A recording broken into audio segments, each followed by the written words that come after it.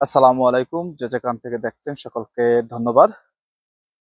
বাংলাদেশের মানুষের ফুটবলের প্রতি যে আবেগ এবং যে অনুরাগ, যে ভালোবাসা, সেটি যে ফুরিয়ে যায়নি সেটি আমরা আজ দেখতে পেয়েছি। কারণ বিগত কয়েক বছর থেকে বাংলাদেশের মানুষ ফুটবল খেলা কি হচ্ছে কি না তা খবর রাখছে না। কারণ বাংলাদেশ ফুটবলকে অনেকভাবে নষ্ট করা হয়েছে, ধ্বংস করার ধারপ্রান্তে নেওয়া হয়েছিল। কিন্তু দেখা গিয়েছে হামজাকে ঘিরে আবার সেই উন্মাদনা সেই আবেগ মানুষের মধ্যে দেখা দিয়েছে। এবং আজ পর্যন্ত ম্যাচের পূর্ব পর্যন্ত মানুষের যে ফুটবল দেখার প্রতি যে আকাঙ্ক্ষা দেখা গিয়েছে সোশ্যাল মিডিয়া এবং বিভিন্ন মাধ্যমে, তা অনেক বছর পর বাংলাদেশে তা আমরা দেখতে পেয়েছি।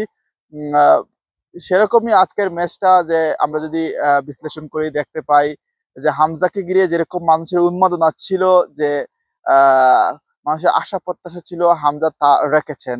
কারণ তিনি অনেকগুলা গোল সেভ করেছেন এবং দুর্দান্ত একটা ম্যাচ খেলেছেন। যদিও বাংলাদেশের একটা হতাশা রয়ে গেছে, বাংলাদেশ গোল পায়নি, কিন্তু বাংলাদেশ অনেক ভালো খেলেছে। বিশেষ করে পিছনের ডিফেন্স সাইডটা অনেক ভালো ছিল, কিন্তু গোল পায়নি। অনেকগুলা মিস্টেকের কারণে গোল হয়নি, অনেকগুলা গোল হওয়ার সম্ভাবনা ছিল, সেখানে মিস হয়েছে। আমরা আশা করব বাংলাদেশের যে স্ট্রাইকাররা যারা আছেন, যারা গোল করবেন, তারা আরো পারদর্শী হবেন। আমরা তাও আশা করি যদি হামজা যদি থাকেন তাহলে সেটিও বাংলাদেশ পাবে, কারণ হামজার কাছ থেকে অনেক গাইডলাইন পাবে। আজও হামজা যে পুরো ম্যাচটি তিনি নেতৃত্ব দিয়েছেন আমরা দেখেছি। আশা করি তিনি এই আমাদের জাতীয় দলকে নেতৃত্ব দেবেন। এবং আমরা আশা করব বাংলাদেশের ম্যানেজমেন্টের প্রতি, যাতে এখানে যাতে নোংরা কোনো রাজনীতি যাতে না ঢোকে।